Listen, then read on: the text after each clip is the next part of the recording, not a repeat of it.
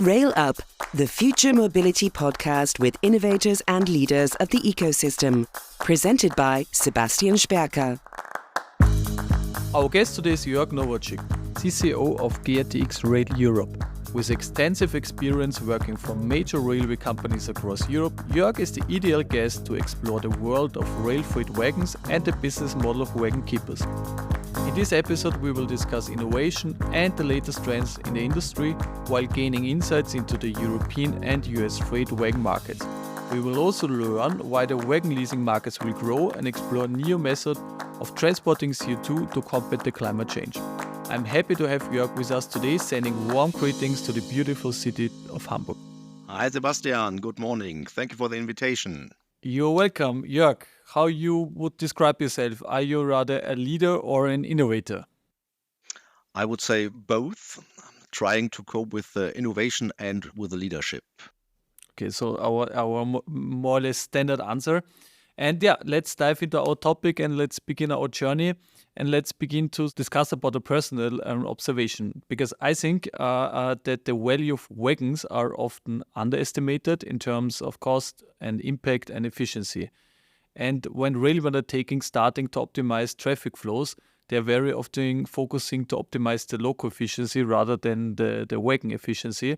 But if you take the cost into consideration, then the local cost and the cost of the wagon set are often comparable. And therefore, I'm eager to learn much more about the fascinating world of rail freight wagons and the applied business model in this market. So, Jörg, can you give us, in the first section, a quick overview about the market of the rail freight wagons? So the European market, the total amount of the cars is around 680,000 cars in Europe. Okay. And 1/3 of these cars are owned by lessors, and the rest is owned by incumbents or railways or other players in this market.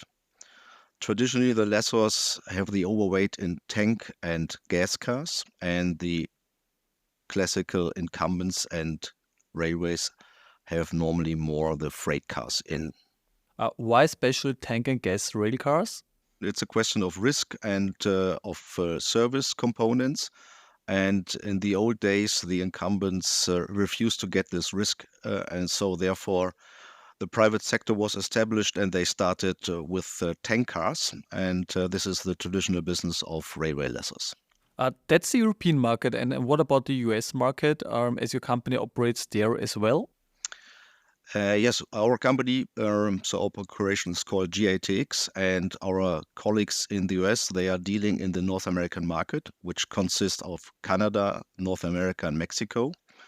And the amount is around 1.65 million rail cars in this area. And the difference is that in America, 82% of the tank cars belonging to lessors and around 47% of the freight cars are belonging to the lessors. And in America, you have no state-owned railway undertaking, so you have 7 class number 1 railroads, they are called. Yes, we learned it already from Matt, yeah. Okay.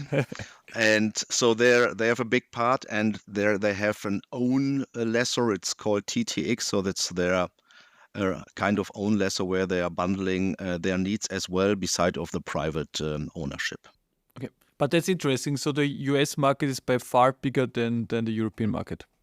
More or less 3 times bigger compared to Europe. And the big difference, I think, is you have one big economic area. So you are running under with one association. You have no different laws. You have no different topics as such as here compared to Europe. So you have each state has its own regulations, different electrical system, signal system. So it's much more complicated here in Europe to rent out cars compared to the US. Yes, so there is a lot of what we can learn actually, but that's the vision for one united railway area in Europe. And I think so. This would be great. So the US guys, so they have one very big advantage compared to Europe. So there's a huge possibility for secondary market deals. Okay. So that's very common in America that you sell cars including customer contracts from left to right. So based on your needs, and if you say this type is disadvantaged, you bring it to the market. And there are a lot of other companies taking up this and buying the secondary market. So there's a lot of buying and selling around the year. And this is totally different compared to Europe. So you're renting out the rail car with a contract, X month, X years with special terms. And then you have the deal, and there is no secondary market existing. Only if you want to sell old cars or you go in for scrap, but there's no deal and wheel with the secondary market. So totally different. And another difference maybe compared Europe to the US is that our colleagues in the US own around 600 locomotives as well, because the railway undertakings there are requesting not only rail cars, but very often together with a locomotive. This is something I think which we are looking forward as well in Europe to develop as well. Let's be a bit provocative, Jörg. Over the past 100 years, the basic technology of wagon hasn't changed too much. I mean, yes, the wagons getting more lighter material, so they get lighter. You have the modular constructions, and then you have nowadays also sensoric and GPS on board, and then we have the big word, the future, the duck.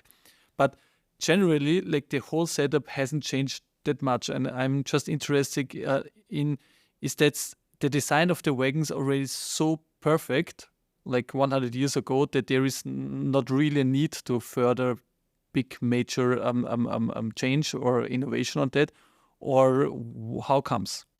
Yes, you're right. So I would say the general technique, steel on steel, seems to be the best one still, with the lowest frictional resistance. And looking into the development of the last years, so they are very step by step. You are getting more and more detailed and improvements in the cars. So that means what we are trying as well is, for example, to increase capacities for tanks, for LPG cars or for others. So trying to get more and more out of the car to make it more lighter, increasing the volume. So there are more very detailed technical improvements.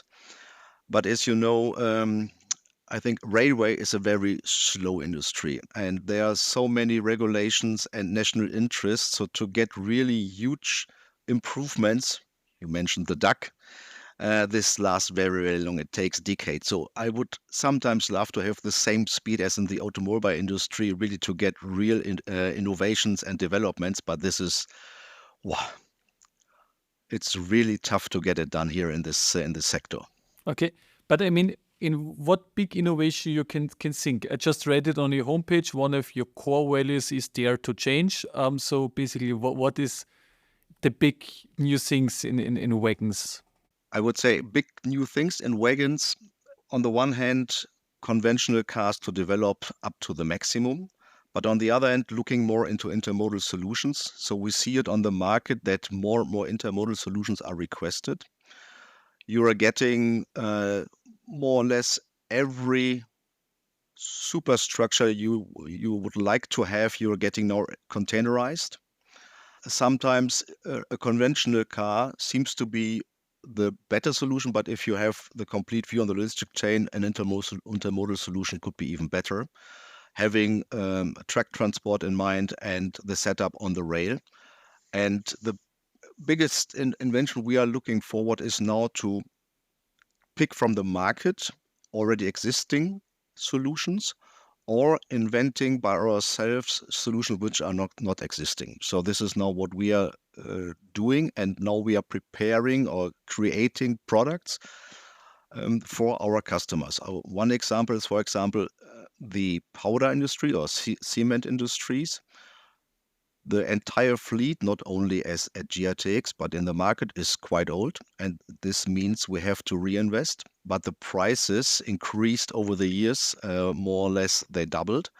And now it's the time to discuss very openly with our customers, does it make sense to invest in new conventional powder cars? Or does it make more sense to have an intermodal solution with flexible container as superstructure? What we are doing is we're always trying to make a comparison between conventional cars and intermodal solution. And it is a question of economics. So normally we are investing in long-lasting assets. That means our rail cars must run 40 years. So, and this is now the best case. And if you compare then a conventional car versus our intermodal solution with a superstructure, at the moment, very often the intermodal solution is more expensive. But depending on the industry, sometimes you say, okay, looking forward to the oil sector, there will be a decrease. And at one certain point of time, you are not able to invest or to take your normal business models even further. That means you have to reduce the lifetime. And that means there will be a break-even point where it makes more sense not to invest in conventional cars, but then to have an intermodal solution with a oil tank as a superstructure. So on this you can rename for several industries that a certain point of time will come where intermodality makes more sense or is more economic. Yeah, I fully agree. But because we're talking about costs, you said that the cost doubled in the last couple of years. So can you just give us a feeling, how much is a wagon? I mean, I know it's from 2, but just get a feeling. From 2, yeah. It's really, it's from 80,000 up to 250,000, so depending on the type. Yeah. So what's the 250,000 Ferrari wagon? Ferrari, yes. It's red. Okay. No, it's if you have for special chemical cars, for example, or if you're coming into pressure cars like CO2, so you're reaching very, very easy the 200,000 euros around this topic.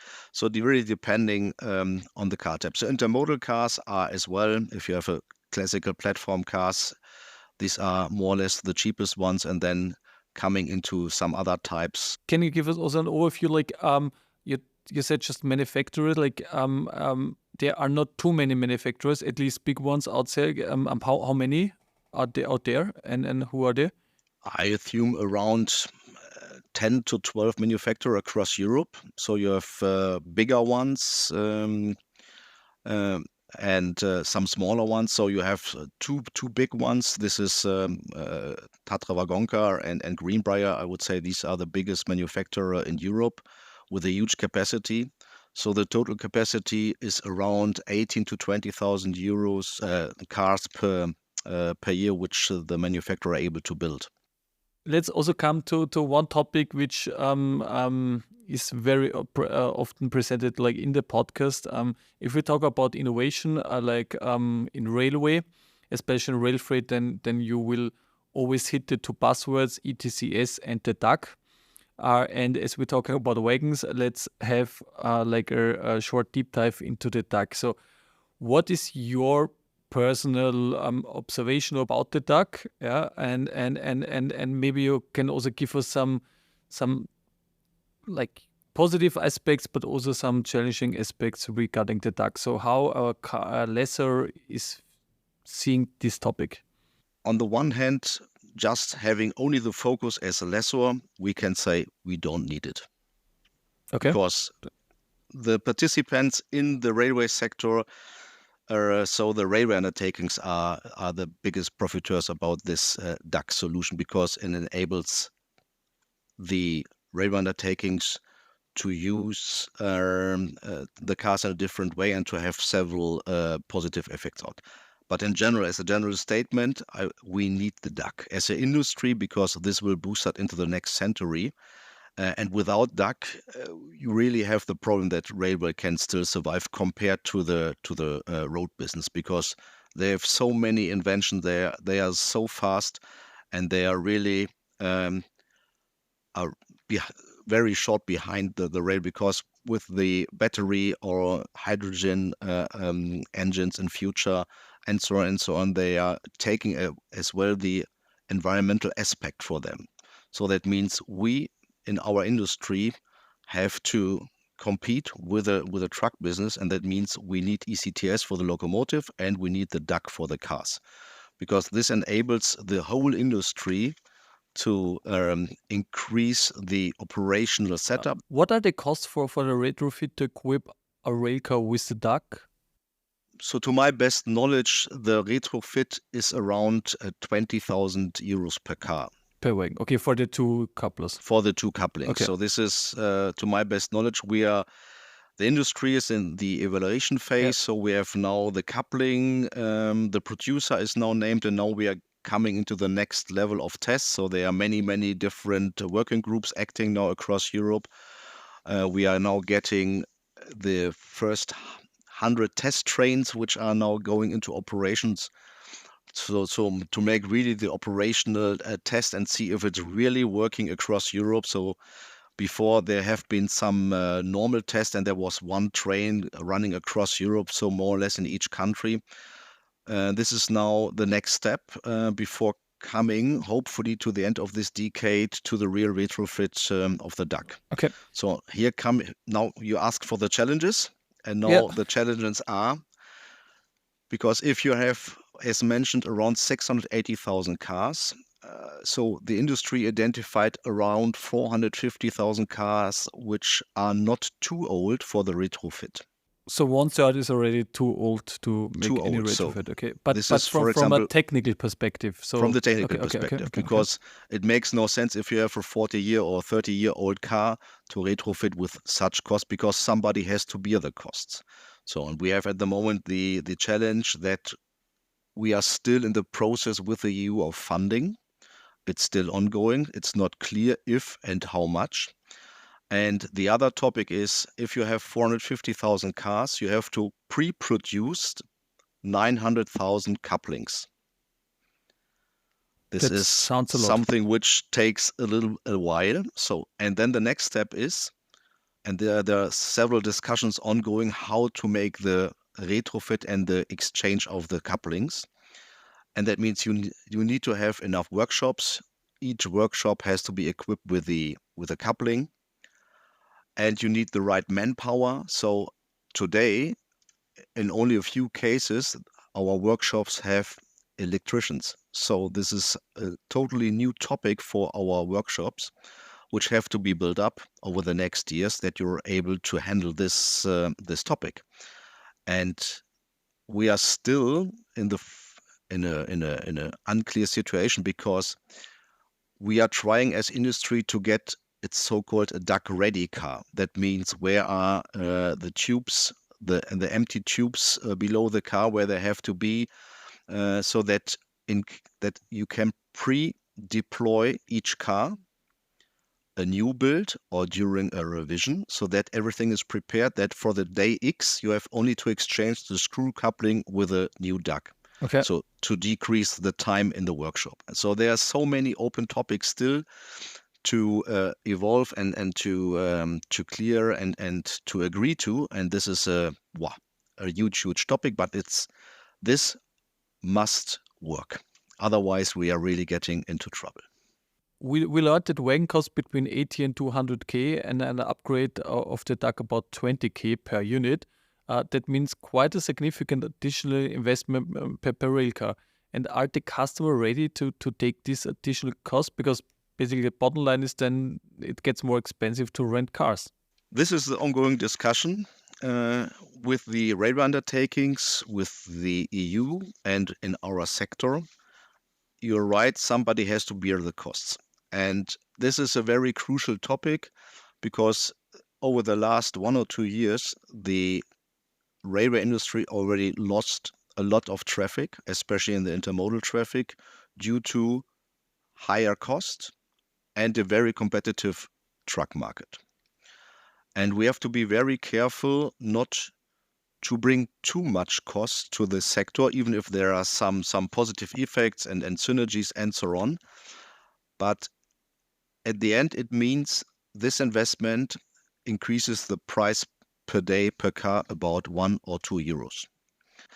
So, but at the end, it could be an increase of 5 to 10% per car. Yeah. And somebody has to bear this, and then you have to count on the extra costs which the railway undertakings have for the ECTS. So they have to invest a lot of money for each locomotive. And then looking on the development of the energy prices, on the track prices, especially here in Germany, our Infrago is really desperate, I would say, increasing prices. And this creates more and more problems really to be competitive versus road. And therefore, we must be very, very carefully about how to do this and how to bring this extra cost to the market. So then let's bring it into context. Wagon costs reach up to 20% of the total cost of a train. A 10% increase would then mean like a cost increase of 2% on top. And then furthermore, we have the investments for the ETCS onboard units, as well as the increasing infrastructure, access fees, and of course, there is the diesel-electric cost gap. So all in all, rail freight costs are increasing. In total, the total cost of a transport are still increasing. And I think this is in contradiction what the politicians would like to have. And I think they already set the goal that from a certain point of time, I think next year, for example, intermodal costs have to be decreased by 10%. So just to be competitive. I don't know how they would like to do this, but this was a set goal. And railway is really crucial. It makes sense, long distance, everything I think which you can say about our railway. You can create fantastic systems in each sector where railway can be very, very competitive. But railway means basic load, basic volumes. That means constant flow for everything and not just to pick up the peaks. So this is, I think, the mindset which the industry has to get and to follow. Yep. Because very often what we can see is if there is a good opportunity in the market, truck prices are getting cheaper, they shift just from rail to road back. And this really destroys complete systems, and this is undermining the great idea of the EU to support rail, because railway could solve a lot of our upcoming and already today's problems. Okay. Then thank you for that. One topic which I would like to discuss, if we talk about innovation, or like I think I mentioned it, but you as well. Basically, it's also that the new wagons are all equipped with GPS devices and kind of sensoric. What I'm interesting, and also in all of the previous podcasts stated, we have a big topic about sharing the data. So my question just to you is like, if you're renting the wagons, who owns the data? Is that you, GATX? Is it like the customer, the rail undertaking? Like, who gets the data? I think there's a difference between ownership and getting the data. Okay, right, obviously. So, and at the end, our cars are creating these datas, and we are processing these datas in our system. So they are sent from the car to our server landscape and then are processed. And then our customers have the possibility to get several datas depending on the contract and package which they want to have. Because as we started 2017, it was just we have done it because the market has done it. But meanwhile, over the years, more and more customers have learned to use these data in a very good way, so organizing their logistic chains. For example, we are offering now in our rental package a basic package. That means our customers are able to see the position and the mileage. If you want to see more, you have to pay for it. And then we are providing the data into ERP systems or to neutral platforms. And who is able to see the data? In our company, people which are involved. So like IT, which have to monitor everything. And then in the sales organization, people are able to use the data, and for sure in the maintenance department. And providing the data to the customer, it's on their own behalf who is getting access to these data. But these are neutral data, more or less, like mileage, like position, and then you have different sensor possibilities like pressure sensor, temperature, and so on. So depending on the need of the customers, you are able to get different types of data from us. And you said also like you're including also for the like some services like the maintenance. Do you also use the data for predictive maintenance on the wagon, so that you inform the customer this wagon should go to this workshop because of the data from the sensoric? At the moment, we are still in a testing phase. Yeah. We are still running under the VPI Leitfaden, so it's more time based.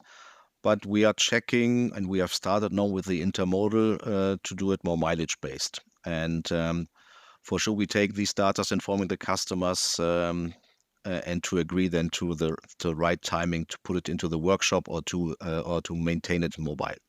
Let's talk about another innovation which is closely connected to our climate fight, but also to wagons, the transport of CO2.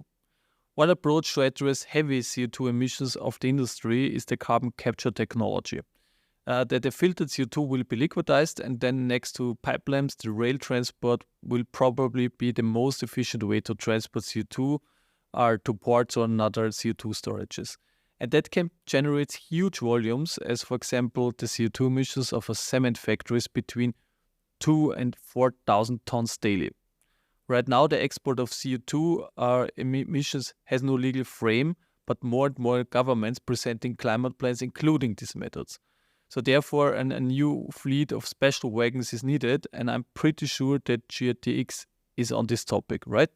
So we are following on this trend. So the ban of export is more or less away. So all the governments across Europe are now changing the laws and preparing the way that you can export CO2.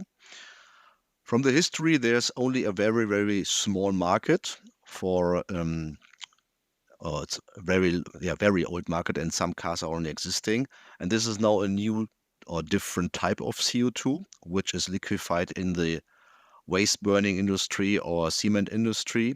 It's a different type, and we as GATX looking forward to invest in these car type. We are at the moment designing this car type, and we have some final discussions with our customers. On the one hand, you have to bear in mind the old infrastructure. That means the cars are not allowed to exceed a certain length. So we are preparing a car which is below 50 meters to serve the old infrastructure, which has normally train length of 150, 300 meters or 600 meters. On the other hand, it's the holding time. This is a very important topic. So depending on the point of origin and the point of destination and the traveling time, you have to set the right holding time. And we are preparing at the moment a car which has on average around 7 to 10 days of holding time, which is more or less enough from the starting point to a port in the Netherlands, in Belgium, or in Denmark to make this round trip happen and keeping the holding time. So this is a market, upcoming market, and what we can foresee, it's a really huge market, or could be a huge market of several thousand cars, even if the governments at the moment are preparing and let's call it dreaming of a pipeline network. But building up a pipeline network costs a lot of money. So that's estimated only for Germany with 14 billion euros. So that is a tremendous amount of money, plus the timing. Such network takes, I would say, 5 to 10 years at least to establish. But the transports should start in 2 to 3 years. So I think customers from us are preparing to transport between 27, 28, the first bunch of CO2. And that means you need an intermediate or short-term solution, and this could be provided by rail cars, even if there is no real rail car available for the moment. But the market, our competitor and ourselves, we are preparing to step into, and all the customers which we are talking to are well preparing for a railway solution. Okay, so that's the biggest the big industry players in cement, in chemical, etc. And basically they're already having then this direct carbon capture facilities. And I think the big topic or like the challenge in producing such a superstructure or such a car is the high pressure you need to tackle, right? It's a high pressure. It will be 30 bars, and there are several things to discuss and to make it like a market standard. So you have to agree on the right filling in temperature. At the moment, we are discussing minus 35 filling in temperature, plus the right pressure. And we are now intending to go for 30 bar to increase the holding time. And you have to bear in mind the complete logistic chain from the plant where it's liquefied in the right quality, because putting it into a railway or into a ship or into a pipeline later on, that means you need to produce the right quality of CO2.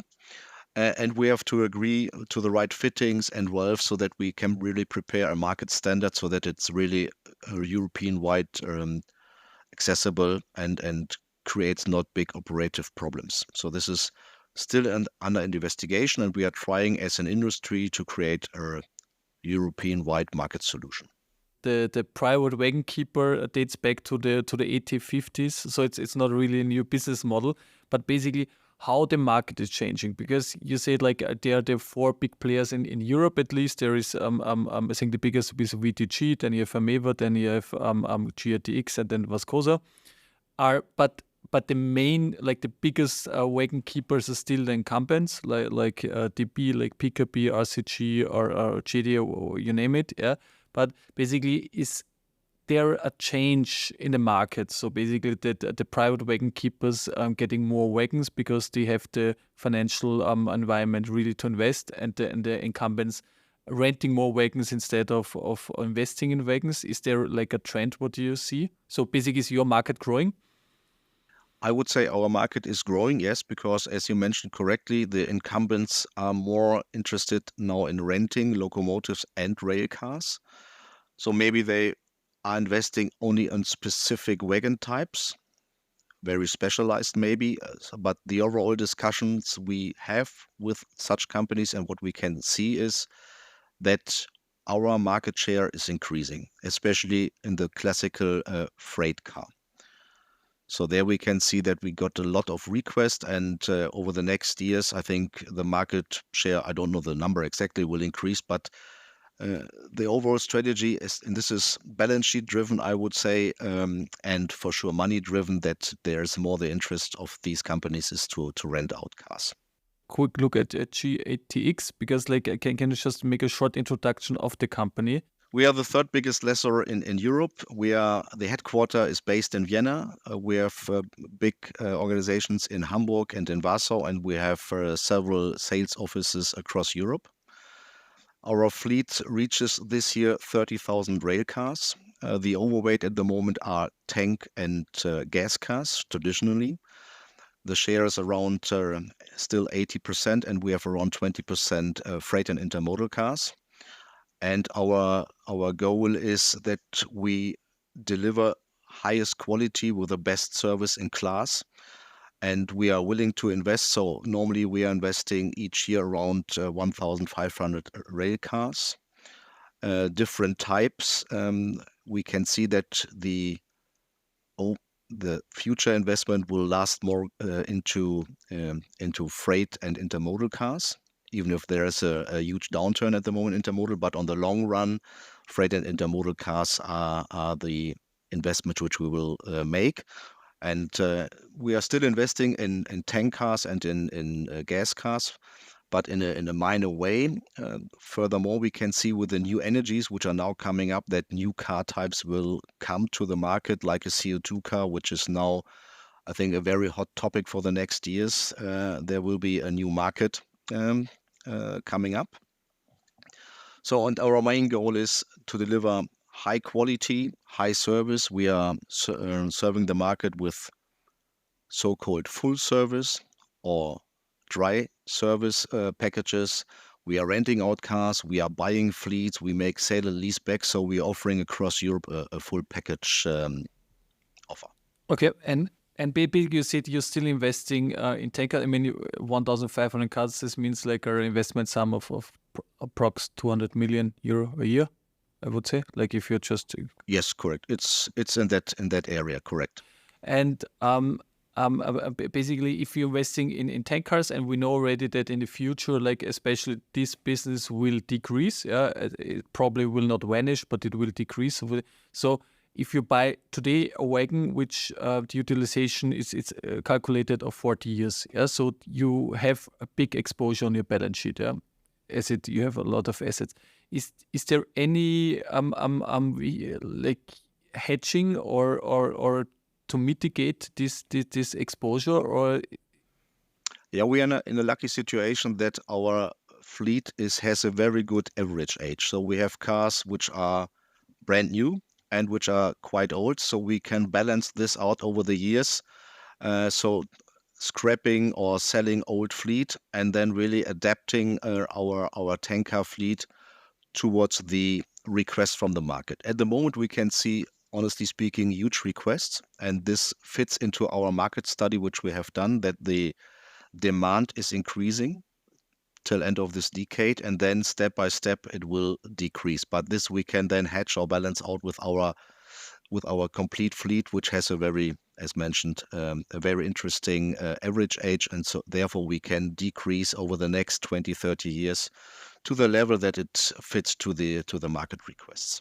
Okay, so but basically from today on, you still believe that rail cars can be used in 2064 in the same way as they use today? At the moment, perspective now, for sure, and this has our studies have shown this, that there will be a market, especially in the chemical industry, but you never know if there are fantastic inventions in the market, and there will be a change maybe from fossil to synthetic fuels. So there will be a change, but at the end, if it's fossil or synthetic, it has to be transported.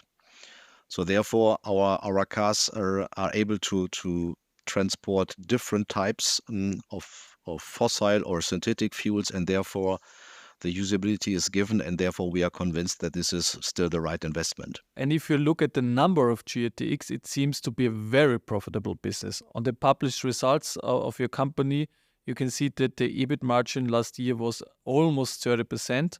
If you look at the manufacturers, they were like almost 20%. And if you look at like the railway undertakings, they hardly reaches the break even. So I would say if you would like to invest in rail and as a shareholder, then the Wagon lessors are probably at the moment really good choice. And you also can see that in the shareholder structure as like BlackRock, Berkshire, and all big pension funds are invested. I would say it's a good margin business. For sure, as always, it's dependent on the utilization. So that means you need a very high utilization. If you have checked our market reports, there you can see that we are stating there that we have at least a 98% utilization. And this is a must-have that you run the fleet with a very high utilization, because as you know, running empty trains or having a huge idle fleet, you can't survive. And this is, I think, one secret of this company since 1898, that they have been always be able to keep a very, very high utilization, investing in the right equipment, in the right type of cars, which is favorable for the market.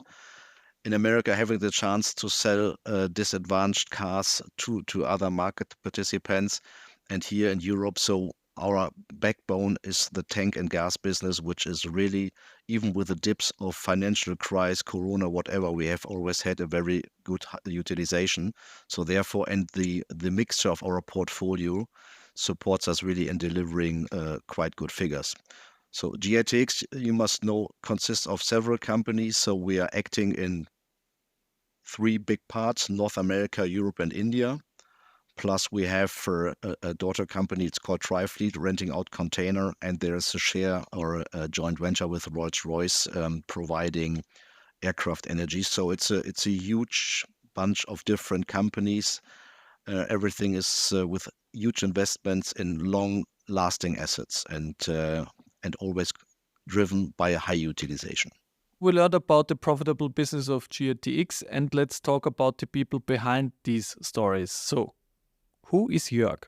Yeah, my name is Jörg Nowaczyk. I'm 56 years old and more or less since 30 years in this logistic business. Started my career in the truck and road business for 13 years, working for different companies, middle-sized and big companies.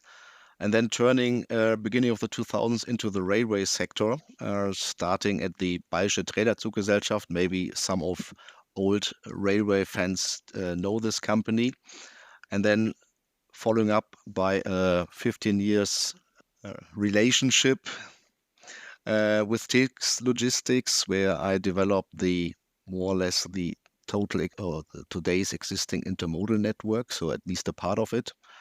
And then it was a really a pleasure with you, Sebastian, working 3 years together at RCA, developing a lot of fantastic new things. And now I'm on the other side of the industry at the Wagon lessor. It's a different word, I must say. But everything I've learned on the railway side supports and helps me now on this side, on the Wagon lessor side. We're talking about innovation, and I also know that GATX has like a cooperation with one of the leading, I would say, rail tech companies with Nevomo. So what's your plan with Nevomo, and do you believe that you said it like in the US, GATX is also renting out locos, but do you also believe that rail cars and locos can be merged into one vehicle? So how you see like the bright future or like the long-term future of this way of thinking in railway? For me, Nevomo is a fantastic idea. And when I saw this the first time 2 years ago, I just directly wanted to get in touch with this company. And this worked quite good. So we exchanged a lot and created in a very short time our cooperation. So we are providing cars for the testing phases at their premises in Poland. And I see a lot of very, very good business cases or use cases where this type of technique would bring companies really a huge step forward in saving time, saving costs.